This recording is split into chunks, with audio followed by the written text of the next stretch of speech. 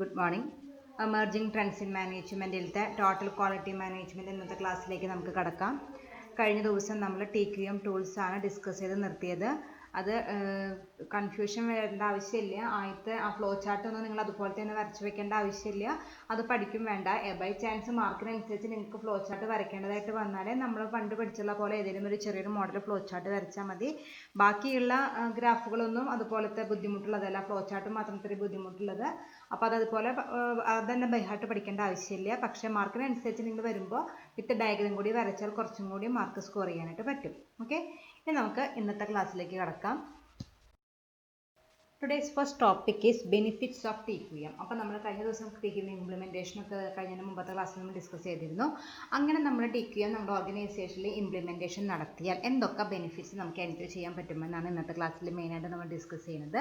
അത് 2 സെഷനായിട്ട് പഠിക്കാം. ഫോർ മാനേജ്മെൻറ്റും ഉണ്ട്, ഫോർ എംപ്ലോയീസ് ഉണ്ട്. ആദ്യം ഇതുകൊണ്ടുള്ള മാനേജ്മെൻറ്റ് ഇതുകൊണ്ടുള്ള ബെനിഫിറ്റ് നോക്കാം.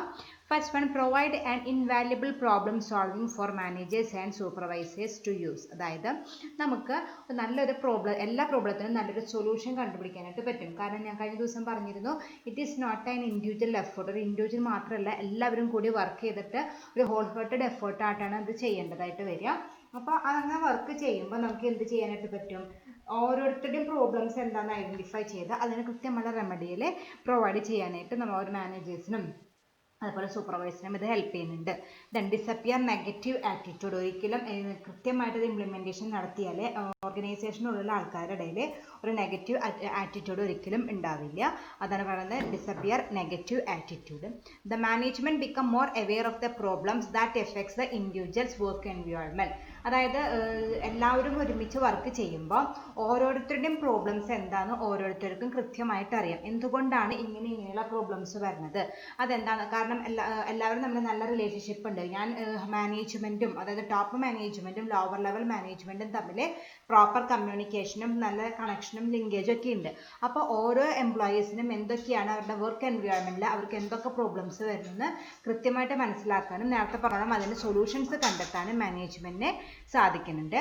Then employees gain A sense of participation. നമ്മൾ എല്ലാ എംപ്ലോയീസിനും ഈക്വൽ പാർട്ടിസിപ്പേഷൻ നമ്മൾ എല്ലാ ഏരിയയിലും കൊടുക്കുന്നുണ്ട്. അതാണ് employees gain A sense of participation, increases efficiency and productivity. നമ്മൾ കഴിഞ്ഞ ദിവസം പറഞ്ഞിരുന്നു, നമ്മൾ എക്സ്റ്റേണൽ കസ്റ്റമറേയും ഇന്റേണൽ കസ്റ്റമറേയും ഒരുപോലെ ട്രീറ്റ് ചെയ്യണമെന്ന്. ഇന്റേണൽ കസ്റ്റമർ എന്ന് പറഞ്ഞാൽ ആരാണ്? നമ്മുടെ എംപ്ലോയീസ് ആണ്.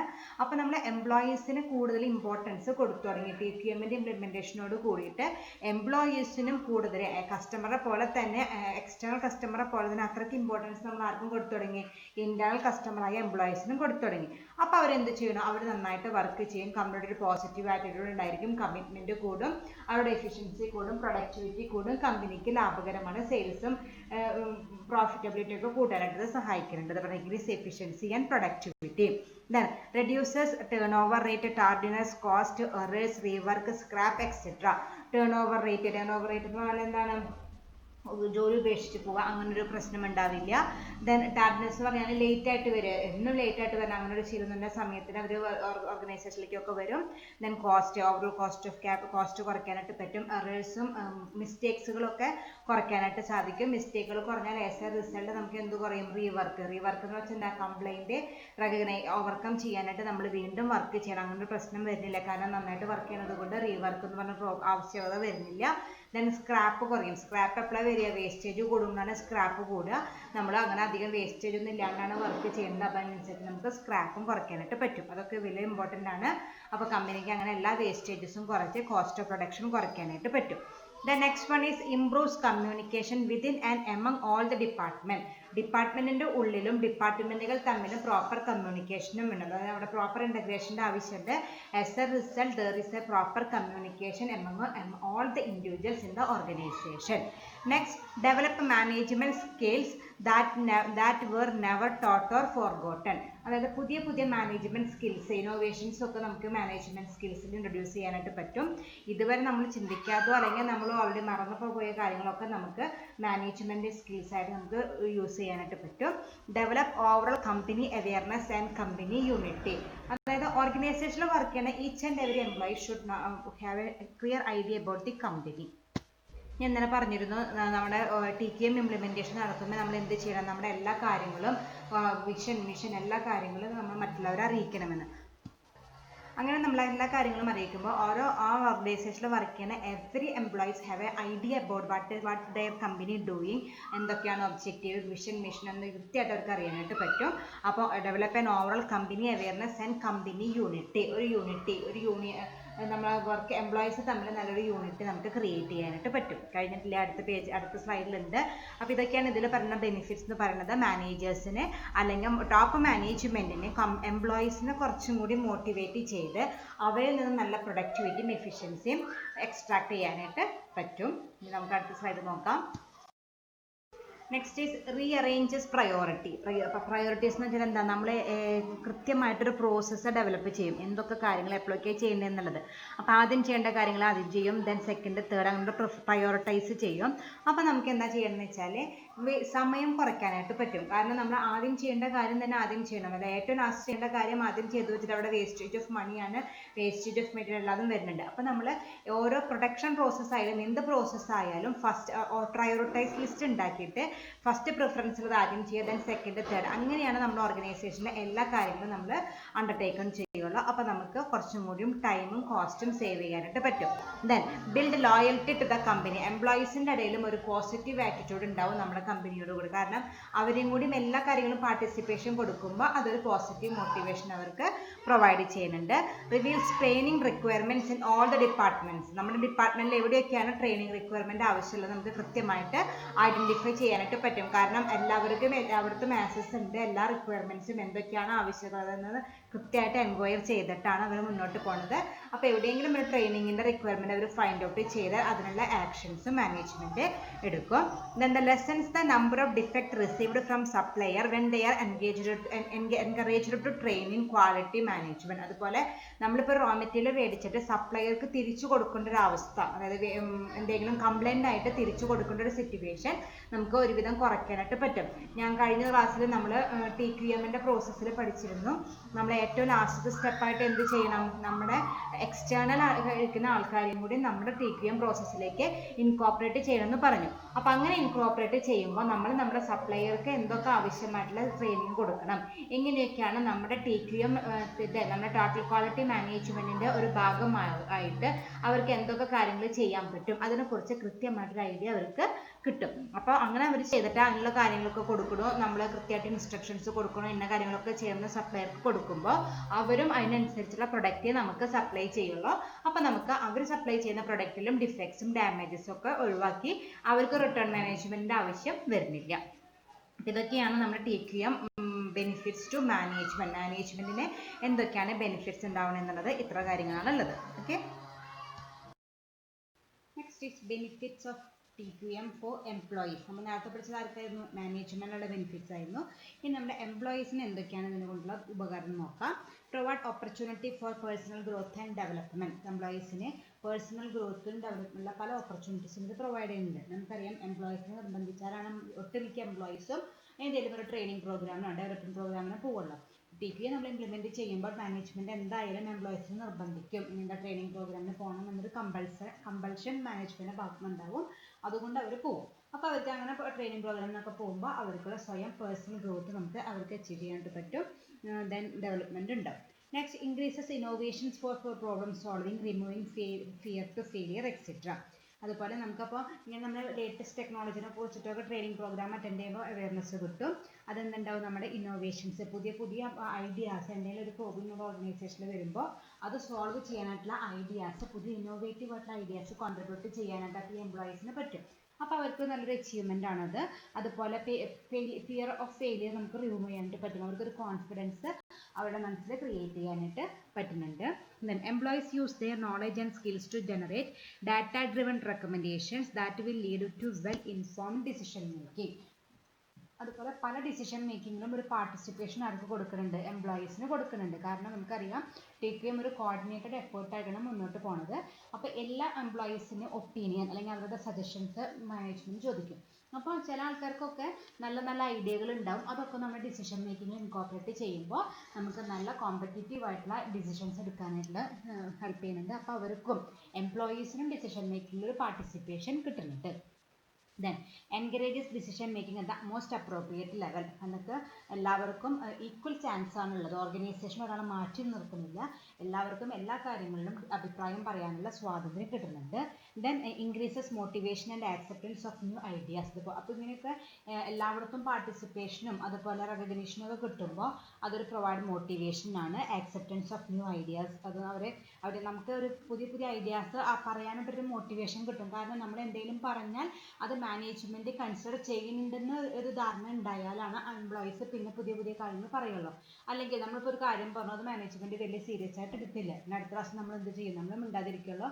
നമ്മളിപ്പോൾ പറഞ്ഞിട്ട് അവരത് കൺസിഡർ ചെയ്യണില്ല എന്ന് വിചാരിച്ചാൽ, അതേസമയം അവരത് പോസിറ്റീവായിട്ട് എടുത്തു, അത് നമുക്കൊരു അപ്രീസിയേഷനൊക്കെ തന്നെന്ന് വെച്ചാൽ നമ്മൾ ഇനിയും അടുത്തൊരു സിറ്റുവേഷനിൽ അതേപോലെ നല്ല ഐഡിയാസ് നമുക്ക് കോൺട്രിബ്യൂട്ട് ചെയ്യുന്ന മെൻറ്റാലിറ്റി എംപ്ലോയീസിൻ്റെ ഇടയിൽ ഉണ്ടാവും.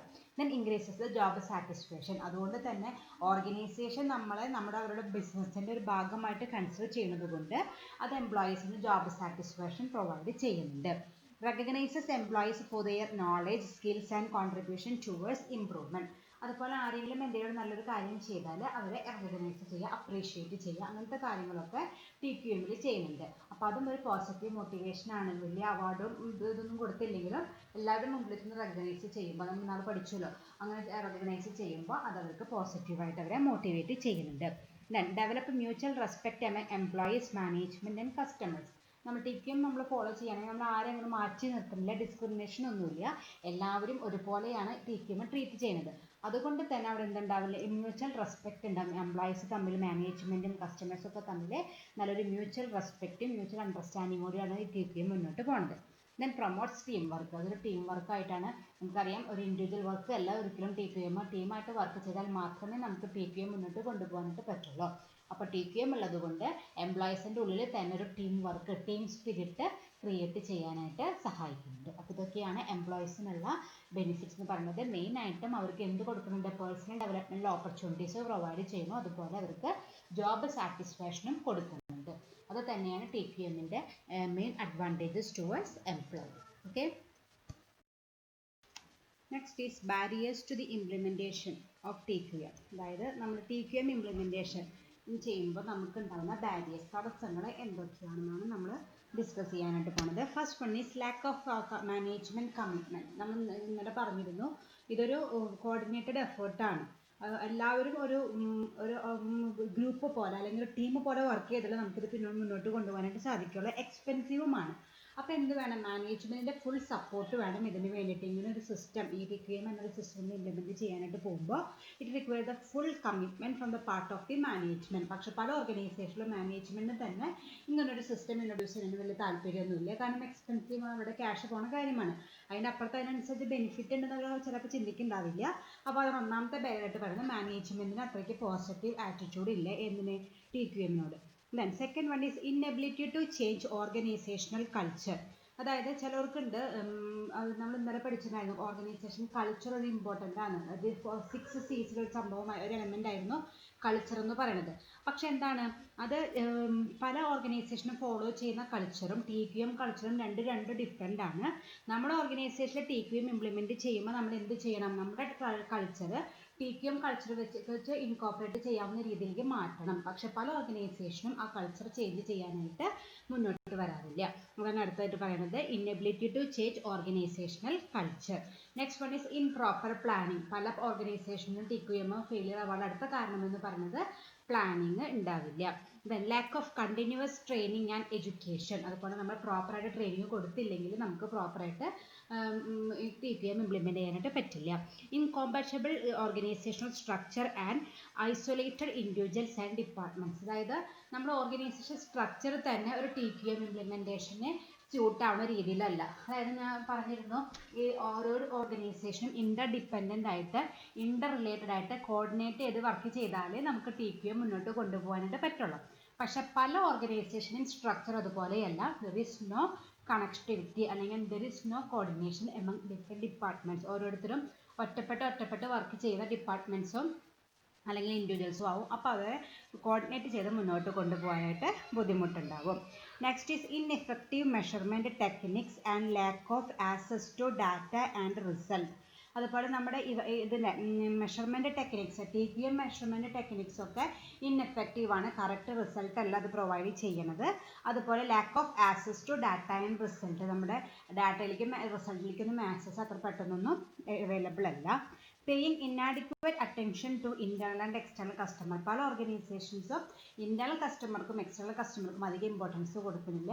ഒട്ടുമിക്ക ഓർഗനൈസേഷനും എക്സ്റ്റേണൽ കസ്റ്റമേഴ്സിന് ഇമ്പോർട്ടൻസ് കൊടുക്കും. പക്ഷെ നമ്മൾ പഠിച്ചിട്ടുണ്ട് അതുപോലെ തന്നെ ഈക്വൽ ഇമ്പോർട്ടൻസ് ആർക്കും കൊടുക്കണം, ഇന്റേണൽ കസ്റ്റമേഴ്സായ എംപ്ലോയീസിന് കൊടുക്കണം നമ്മൾ മുമ്പ് പഠിച്ചു. അത് പല ഓർഗനൈസേഷനും ഫോളോ ചെയ്യുന്നില്ല.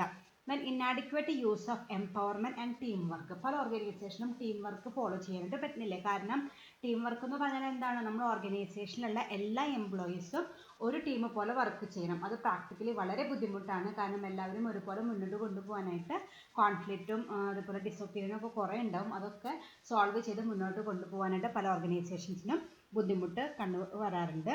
ഫെയിലിയർ ടു കണ്ടിന്യൂവലി ഇംപ്രൂവ്, അത് നമ്മൾ പറഞ്ഞിട്ടുണ്ടായിരുന്നു. It is A continuous process എന്ന് പറഞ്ഞിട്ടുണ്ടായിരുന്നു. നമുക്ക് TQM എന്ന് പറഞ്ഞ ഒരു ദിവസം ചെയ്തു പിന്നെ പിറ്റത്തെ ദിവസം വെറുതെ ഇരിക്കാൻ പറ്റുന്ന ഒരു കാര്യമല്ല. അത് കണ്ടിന്യൂസ് ആയിട്ട് ഡേ ബൈ ഡേ ഒരു റൊട്ടീൻ വർക്ക് പോലെ, നമ്മുടെ ഒരു ഡെയിലി വർക്ക് പോലെ ചെയ്തുകൊണ്ട് പോകേണ്ട ഒരു കാര്യമാണ്. പക്ഷെ അതും പല ഓർഗനൈസേഷനും ഫോളോ ചെയ്യാനായിട്ട് പറ്റാറില്ല. അപ്പോൾ ഇതൊക്കെയാണ് സാധാരണ ഒരു TQM ഇംപ്ലിമെൻറ്റ് ചെയ്യുന്നതിനേക്കാളും മുമ്പ് ഒരു ഫേമിനെ, ഒരു ഇൻഡിവിജ്വൽ ഓർഗനൈസേഷനോ ഒരു ഏത് ഓർഗനൈസേഷൻ ആയാലും ശരി അവർ ഫേസ് ചെയ്യേണ്ടതായിട്ടുള്ള ബാരിയേഴ്സ് എന്ന് പറയുന്നത്. ഈ ബാരിയേഴ്സ് ഒക്കെ ഓവർകം ചെയ്തിട്ട് വേണം അവർക്ക് അവരുടെ ഓർഗനൈസേഷനിൽ TQM ഇംപ്ലിമെൻറ്റ് ചെയ്യാനായിട്ട് അവർ ട്രൈ ചെയ്യേണ്ടത്. Okay, next topic is reasons for the failure of TQM initiative. അതായത് TQM ഇനീഷ്യേറ്റീവ് നമ്മൾ നേരത്തെ പറഞ്ഞത് എന്താണ്, ഇംപ്ലിമെൻറ്റേഷന് മുമ്പ് തന്നെ പല ഫേംസിനും ഫേസ് ചെയ്യേണ്ടതായിട്ടുള്ള ബാരിയേഴ്സ് ആണ് പറഞ്ഞത്. ഇനി പറയുന്നതെന്ന് വെച്ചാൽ TQM ഇംപ്ലിമെൻറ്റ് ചെയ്തതിന് ശേഷം അത് അത്രയ്ക്ക് സക്സസ് ആവാണ്ട് ഫെയിലിയർ ആവാനുള്ള റീസൺ ആണ് പറയുന്നത്. മറ്റേതെന്തായിരുന്നു, നമ്മൾ TQM ഇംപ്ലിമെൻറ്റ് ചെയ്യുന്നതിനേക്കാളും മുമ്പ് നമ്മുടെ ഓർഗനൈസേഷനിൽ എന്തൊക്കെ ബാരിയേഴ്സ് ആണ് നമുക്ക് ഉണ്ടാവാറെന്നാണ് അത് നേരത്തെ പറഞ്ഞത്. ഇവിടെ ഓൾറെഡി ഇംപ്ലിമെൻറ്റ് ചെയ്ത് കഴിഞ്ഞു. After the implementation what are the reasons for the failure of that TQM, അതാണ് ഇന്ന് ഡിസ്കസ് ചെയ്യാനായിട്ട് പോകുന്നത്. Reasons for the failure of TQM initiatives. First one is allowing external forces and events to drive TQM initiatives. അതായത് നമ്മുടെ ഓർഗനൈസേഷനിലുള്ള ആൾക്കാർ വരും TQM implementation നടത്താനായിട്ട്, അല്ലാണ്ട് അതൊന്ന് ഔട്ട്സോഴ്സ് ചെയ്യുക. ഔട്ട്സോഴ്സ് ചെയ്യുന്ന വെച്ചാൽ എന്താ, വേറെ ആൾക്ക് കൊടുക്കുക. അതായത് നമുക്ക് TQMനെ കുറിച്ച് വലിയ അറിവൊന്നുമില്ല, അതുകൊണ്ട് ആ ഒരു ഫംഗ്ഷൻ ചെയ്യാനായിട്ട് നമുക്ക് എക്സ്റ്റേണൽ ഏജൻസിക്ക് കൊടുത്താൽ അത് അത്രയ്ക്ക് സക്സസ് ആവണമെന്നില്ല. കാരണം TQM എന്ന് പറയുകയാണെങ്കിൽ ഓർഗനൈസേഷനിലുള്ള എല്ലാവരെയും കോർഡിനേറ്റ് ചെയ്ത് മുന്നോട്ട് കൊണ്ടുപോകുന്ന ഒരു പ്രോസസ്സാണ്. അപ്പോൾ അതിലൊരു എക്സ്റ്റേണൽ പാർട്ടി ഇൻവോൾവ് ആവുമ്പോൾ അത്രയ്ക്ക് അത് കോർഡിനേഷനും ഇഫക്റ്റീവും ആവാനുള്ള സാധ്യത ഇല്ല. അപ്പോൾ അതാണ് ഒരു പോയിന്റായിട്ട് പറയുന്നത്. ഈ TQM ഇംപ്ലിമെൻറ്റേഷൻ നടത്തുന്നത്, അതിൻ്റെ കാര്യങ്ങളൊക്കെ കൺട്രോൾ ചെയ്യുന്നത് ഒരു എക്സ്റ്റേണൽ ഏജൻസി അല്ലെങ്കിൽ ഔട്ട്സൈഡ് പാർട്ടി ആണെങ്കിൽ അത് ഫെയിലിയർ ആവാനുള്ള പ്രോബബിലിറ്റി വളരെയധികം കൂടുതലാണ്. That's the first point. Second point, overwhelming desire for quality certification and awards. അതായത് ഒട്ടുമിക്ക ഓർഗനൈസേഷനും സർട്ടിഫിക്കറ്റ് കിട്ടാൻ വേണ്ടിയിട്ടാണ് ഇതിൻ്റെ കാര്യങ്ങളൊക്കെ ചെയ്യുന്നത്. നമ്മൾ പലപ്പോഴും കണ്ടിട്ടുണ്ട് അഡ്വർടൈസ്മെൻറ്റിലൊക്കെ ഇന്ന ക്വാളിറ്റിയിൽ ഈ സർട്ടിഫിക്കറ്റ് കിട്ടി, ISO 2001 അങ്ങനത്തെ ഒരു സർട്ടിഫിക്കറ്റ് കിട്ടി എന്ന് പറയുന്നുണ്ട്. ആ സർട്ടിഫിക്കറ്റ് കിട്ടാനായിട്ടുള്ള കാര്യങ്ങളിലാണ് അതിനൊക്കെ എന്തൊക്കെ ചെയ്യണം അത് മാത്രമേ പല ഓർഗനൈസേഷനും ചെയ്യുന്നുള്ളൂ. TQM എന്ന് പറയുകയാണെങ്കിൽ സർട്ടിഫിക്കേഷൻ മാത്രമല്ല, അതിനനുസരിച്ചുള്ള ക്വാളിറ്റി പ്രൊഡക്റ്റ് കസ്റ്റമേഴ്സിന് കൊടുക്കണം. പല ഓർഗനൈസേഷനും എന്താ ചെയ്യണമെന്ന് വെച്ചാൽ ഈ സർട്ടിഫിക്കറ്റ്സ് കിട്ടാനായിട്ട് ഇന്ന ക്രൈറ്റീരിയകളൊക്കെ മെൻഷൻ ചെയ്തിട്ടുണ്ട്. ആ ക്രൈറ്റീരിയ മാത്രം ഫോളോ ചെയ്തിട്ട് എങ്ങനെയെങ്കിലും ക്വാളിറ്റി സർട്ടിഫിക്കറ്റ് സംഘടിപ്പിക്കാനായിട്ടുള്ള കാര്യങ്ങൾ മാത്രമേ പല ഓർഗനൈസേഷനും ചെയ്യുന്നുള്ളൂ. അതുകൊണ്ട് തന്നെ അത് ഫ്ലോപ്പ് ആവാനുള്ള സാധ്യത ഉണ്ട്. Then organising and perceiving TQM activities separate from day to day activities. ഞാൻ നേരത്തെ പറഞ്ഞു ഇതൊരു കണ്ടിന്യൂസ് പ്രോസസ് ആയിട്ട് ഡേ ബൈ ഡേ ആക്ടിവിറ്റി ആയിട്ട് റൊട്ടീൻ ജോബായിട്ട് ചെയ്യേണ്ട ഒരു ടാസ്ക്കാണ്. പക്ഷെ പല ഓർഗനൈസേഷനും എന്താ ചെയ്യുന്നത് വെച്ചാൽ നമ്മുടെ മാനേജ്മെൻറ്റ് അങ്ങനത്തെ റെഗുലർ വർക്കുകളൊക്കെ സൈഡിൽ കൂടെ പൊക്കോളും, TQM ഒരു സെപ്പറേറ്റ് ആക്ടിവിറ്റി ആയിട്ട് മാറ്റി വെക്കാണ് പലയിടത്തും ചെയ്യുന്നത്. അപ്പോൾ തന്നെ അവിടെ എന്തായി TQM ഫെയിലിയർ ആയി. നമ്മുടെ TQM സക്സസ് ആയിട്ട് മുന്നോട്ട് കൊണ്ടുപോകണമെങ്കിൽ അത് നമ്മുടെ ഒരു ഡെയിലി ജോബ് പോലെ നമ്മളിത് കൺസിഡർ ചെയ്ത് അതിൻ്റെ ആക്ടിവിറ്റീസ് ഒക്കെ എല്ലാ ദിവസവും വർക്കൗട്ട് ചെയ്താലേ നമുക്ക് നമ്മുടെ TQM സക്സസ് ആക്കാനായിട്ട് പറ്റുള്ളൂ. Then treating TQM as an add-on and paying little attention to change in the organization culture. അതായത് മെയിൻ കോഴ്സ് അല്ലാണ്ട് ഒരു ആഡ് ഓൺ എന്ന് വെച്ചാൽ എന്താ, മെയിൻ കാര്യങ്ങൾ അവിടെ നടക്കുന്നുണ്ട്, അതിൻ്റെ ഒരു സപ്പോർട്ടിങ്, നമ്മൾ ആഡ് ഓൺ കോഴ്സ് എന്നൊക്കെ പറയില്ലേ, നമ്മൾ മെയിനായിട്ട് പഠിക്കും, അതിൻ്റെ സൈഡിൽ കൂടെ വേറൊരു കോഴ്സ് കൂടി ചെയ്യാം. അതുപോലെ നമ്മുടെ നമ്മുടെ മെയിൻ കാര്യം എന്ന് പറയുന്നത് ബിസിനസ് പ്രോഫിറ്റ് ഉണ്ടാക്കലാണ്. അതിനൊരു പാർട്ടായിട്ട് എന്ത് നടക്കുന്നു, TQM നടത്തുന്നു. അങ്ങനെയാണ് പല ഓർഗനൈസേഷനും ചെയ്യുന്നത്. അതിന് TQM അധികമൊന്നും ഇമ്പോർട്ടൻസ് കൊടുക്കണില്ല. അതും അടുത്തൊരു റീസൺ ആണ്. അങ്ങനെ ആഡ് ഓൺ പോലെ ഒരു കൺസിഡർ ചെയ്യേണ്ട ഒരു പ്രോസസ്സ് അല്ല TQM എന്ന് പറയുന്നത്. നമ്മുടെ മെയിൻ ബിസിനസ്സിൽ നമ്മൾ കൊടുക്കുന്ന അത്രയ്ക്ക് ഇമ്പോർട്ടൻസ് തന്നെ നമ്മൾ എന്തിനും കൊടുക്കണം, ഈ TQM-നും കൊടുക്കണം. അതാണ് treating TQM as an add on and paying little attention to the change in the organisational culture.